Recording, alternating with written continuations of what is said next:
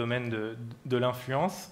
Quand on a préparé cette table ronde, vous m'avez dit, mon père était un leader, moi, je ne pense pas en être. Comment est-ce que vous avez grandi à travers cette figure paternelle? Ces concepts de leadership et même de management sont postérieurs à mon entrée dans le métier. Je suis passé des études au magasin et au groupement d'achat.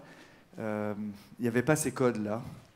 Et mon sujet, c'était d'être le fils d'un père, différent, sans forcément tuer le père. Et c'était aussi de contribuer à développer la marque. Donc mon père était un mec complètement allumé. Je suis fils de diacre. Il passait assez facilement de la Bible à la politique. Et c'est vrai que son exaltation, il la faisait passer dans sa communication. Mais ce sont les autres qui ont appelé ça communication. Et tout le monde trouvait génial sa communication. En réalité, mon père, il était comme ça. Et donc, quand j'ai compris qu'une communication qui était par définition incarnée, parce que c'était un homme qui parlait, c'était beaucoup plus fort que quelqu'un qui disait des textes, qui faisait sa pub, même s'il disait quelquefois des conneries, ou souvent des conneries. Le public, les gens, la société écoutait quelqu'un qui était dans l'action plus facilement qu'un programme publicitaire ou même un programme politique. Et donc, j'ai baigné là-dedans. J'étais moi-même passionné de politique. Ça ne vous parle plus, mais j'étais au PSU. Donc, c'était en gros la révolution compatible avec la bourgeoisie, quoi. C'était la social-démocratie en plus fun. C'était pas le modèle nordique, Kreisky, les femmes tristes, les hommes cinéastes sur les femmes tristes et tout ça. C'était plus ce qu'on croyait être le futur modèle yougoslave. C'était une utopie, très bien rationalisée par des gens comme Michel Rocard. Hein, j'ai toujours été assez orphelin de Michel Rocard. Mais c'est les idées quand je fais référence à ça, c'est les idées qui portent. En fait, c'est ça la marque, si je puis dire, de Leclerc, père, fils, adhérent Leclerc, la coopérative, c'est qu'on porte nos idées. Mais alors justement, la société a envoyé à votre père l'image d'un leader, même s'il lui-même ne se définissait pas comme tel.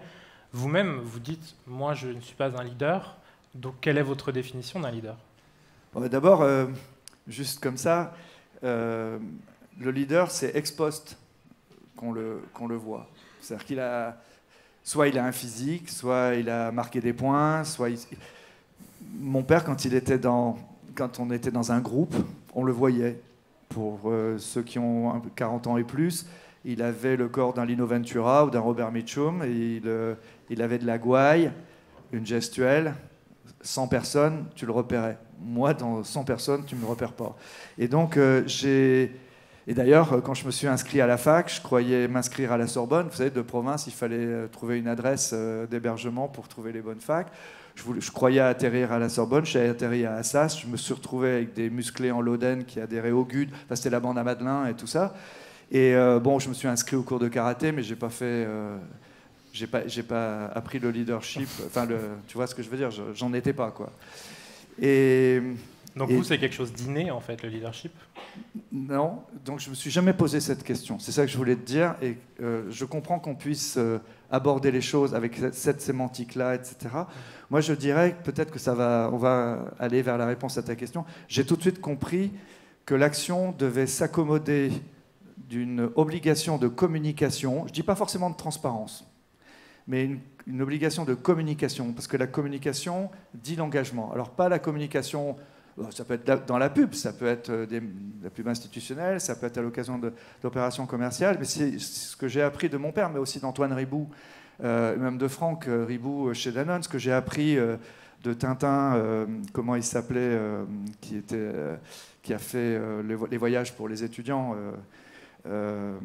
Jacques Maillot, tous ces types-là, mais même Marcel Dassault, ils incarnaient soit l'amour des ailes d'avion, d'assaut, ou des dessinatrices dans Jour de France. Ces figures-là portent leur projet d'entreprise, et leur projet d'entreprise, c'est eux.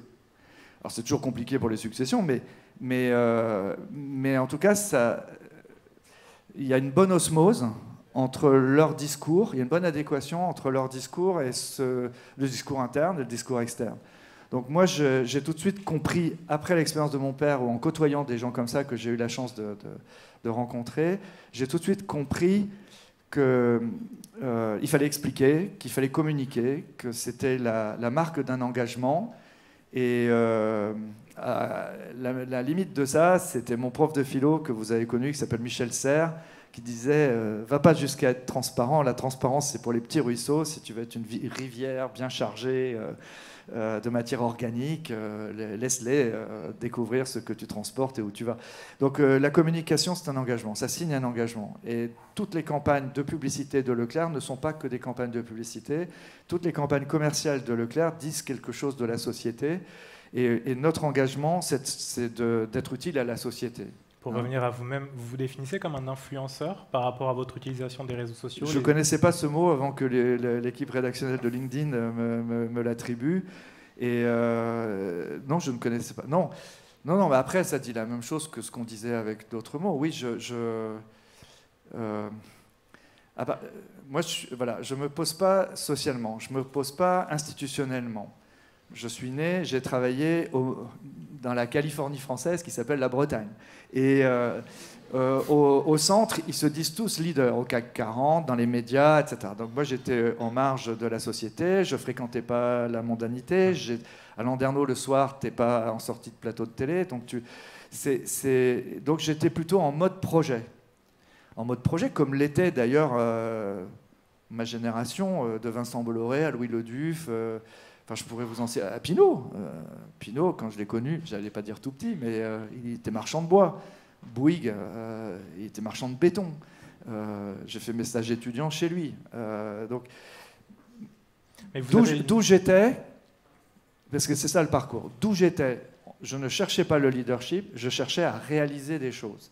Et à réaliser des choses utiles à la société. Voilà, ça c'est mon background. Et en voulant les réaliser, je me suis rencontré, j'ai vu qu'il y avait plein d'obstacles. Des obstacles corporatistes, des obstacles politiques. Et donc pour les sauter, pour passer par-dessus, beaucoup pour passer par-dessus, eh bien, j'ai communiqué. Quand j'ai voulu vendre les carburants moins chers, le sujet reste d'actualité, mais quand j'ai voulu vendre les carburants moins chers, je sortais de la fac, 1979, la coopérative des centres Leclerc m'a embauché en intérim, parce que tu comprends, Michel Edouard, si ça ne marche pas, je ne vais quand même pas licencier le fils d'Edouard. Donc je suis rentré en intérim. Et donc tout de suite, j'ai créé une société pétrolière. Et les enjeux étaient terribles. Les compagnies pétrolières, même l'armée, ne voulaient pas qu'on passe dans les entrepôts et tout ça. Et donc, avec les centres Leclerc, on a vendu moins cher illégalement. À l'époque, les amendes n'étaient pas trop fortes. Et je me suis fait connaître médiatiquement. Et déjà, j'étais à TF1, déjà chez Jean-Pierre Pernaut, pour porter ce combat-là. Et au fond, j'étais tout seul chef d'entreprise. Il y avait d'autres qui voulaient faire ça, d'autres distributeurs vendaient des carburants Carrefour, les Fournier, Jaunette, Système U à l'époque, avant Papin. Ils n'allaient pas sur les plateaux de télé. Moi, j'étais le seul chef d'entreprise à aller chez Christophe de Chavannes. Alors, il pouvait m'arriver des trucs. Chez Ardisson, il m'arrivait des trucs. Et dans les émissions grand public. Et donc j'ai compris que quand on pouvait, puisqu'on a une finalité qui est d'améliorer le sort des gens, même matériellement, l'accessibilité aux produits, bah autant aller le dire directement aux personnes qui regardent ces émissions, qui sont là, c'est les mêmes, le public. Tout à l'heure, vous avez et donc il n'y avait pas les réseaux sociaux, je l'ai fait dans les médias. Tout à l'heure, vous avez cité un certain nombre de grands personnages, les Ribou, Marcel Dassault. S'ils avaient eu les réseaux sociaux, comme on les a aujourd'hui, est-ce qu'ils communiqueraient comme vous le faites? Oui. Ou est-ce que c'était une autre époque? En fait, c'est d'abord on communique dans les préaux. Après, on est invité à la télé. Il faut savoir devenir un bon client. Et donc, ne pas plaider que pour soi, mais bien pour ses idées, voire citer les autres. Et j'ai créé mon blog J'ai des collaborateurs qui étaient... franchement, moi j'ai été formé à la dissertation 8 pages et 3 heures ou 4 heures. Donc nourrir un blog tous les jours, c'était pas De quoi je me mêle, ça s'appelait? Ouais, de quoi je me mêle, ouais. Et c'était la réponse à un journaliste qui trouvait que j'avais un peu réponse à tout, mais lui-même ne se rendait pas compte qu'il m'interrogeait sur les OGM, l'aménagement du territoire, les prix et je ne sais pas quoi. Donc à un moment donné, de quoi je me mêle. Et donc j'ai créé ce blog en 2004. Et donc malgré moi ou avec moi, j'ai investi les réseaux sociaux sans le savoir, en tenant un journal sur un blog, où j'écrivais d'ailleurs un peu long, et j'ai eu une part de voix qui a été vue et avec qui j'ai échangé, des juristes comme Bilger, par exemple, le juge Bilger, des gens assez solos. On passait du journal de bord écrit à la main au blog sur les réseaux sociaux. Et effectivement, même mes enfants ne me poussaient pas, bien sûr, très jeunes, ne me poussaient pas à aller sur les réseaux sociaux. Et en fait, je me suis dit, un commerçant, un homme politique, il va là où sont les gens. Les commerces ambulants, ils vont sur le champ de foire, ou entre le champ de foire et... Enfin, dans mon Landerneau, il y avait des foires de chevaux, des foires agricoles. Les commerçants venaient, même pour vendre des fringues, etc. L'homme politique va sous les préaux, va sur les marchés. Et donc, le réseau social, à partir du moment où les gens sont sur les réseaux, il faut aller sur les réseaux. Alors, un dernier mot, et donc, je suis allé sur les réseaux, être ce que je suis, ou ce que je veux passer, tout autant que je vais dans les médias, ou qu'à l'interne, j'essaie de tenir mes réunions. J'essaie d'être moi-même sur chacun de ces réseaux. J'incarne. Être vous-même, c'est aussi, et ce sera le dernier mot puisque le temps est écoulé. Pardon, je cause. Pas de problème. C'est aussi se mêler à des communautés qui ne sont pas seulement celles de votre métier de commerçant, mais aussi la Bretagne, la bande dessinée. Alors c'est le côté très intéressant, je trouve, des réseaux sociaux. C'est... je ne sais pas si je vais vous le restituer vite, mais je me rends compte que, par exemple, tout le monde on catégorise. Déjà, je suis catégorisé commerçant, je suis catégorisé capitaliste. Les gens ne savent pas trop si c'est une entreprise familiale, une coopérative. J'ai beau l'écrire tous les jours. Bon. Mais par le réseau social, en ouvrant des pétales d'échange, moi étant au cœur de la Marguerite, je parle aux Bretons. Je parle aux amoureux de la photo. Je suis fan de bande dessinée, je parle aux fans de bande dessinée. Je suis interpellé par le conflit ukrainien. On est engagé sur le conflit. Au fur et à mesure qu'on étend les échanges, je dis bien échanges, avec des communautés ou des personnes, tout simplement, cela révèle aux autres la complexité sans ego mal placé, de ma propre personnalité, qui ne saurait se résumer simplement à celle d'un discounter et autres. Et moi, je découvre aussi, dans ces échanges, des gens dont la personnalité ne se résume pas non plus à leur métier sur LinkedIn ou à des fonctionnalités. Et je trouve que c'est intéressant de présenter, par exemple, sur LinkedIn, mes collaborateurs au travail, mes collaborateurs en mode plaisir, s'ils le veulent, ou moi avec eux, ou nous en mode projet, parce que c'est une manière aussi de répondre, par exemple, aujourd'hui aux interrogations sur ces espèces d'automatismes de comportements sociaux, et on donne à voir justement le côté chaleureux, mais aussi le côté risqué de nos entreprises. Tu vas un samedi soir, un vendredi soir, tu vas à la télé, comme samedi soir dernier, dire à contre-courant de tout le monde que le prix des carburants va baisser et que dans le monde des médias, tout le monde croit qu'il suffit d'appeler sur un clic et le lundi matin, les gens disent ça n'a pas baissé. Tu te dis, mais vous savez qu'il y a des week-ends et que le transporteur, il n'a pas encore amené le camion, etc. Je trouve que le réseau social, enfin Facebook, Twitter, permettent de reprendre ces questions.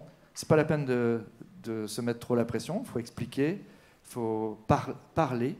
Et je pense que tous les chefs d'entreprise gagneraient aujourd'hui. Plus de pédagogie et plus de nuances, ça oui, permet. Et d'implication personnelle. Merci beaucoup, Michel-Édouard Leclerc, d'être passé nous voir. Merci.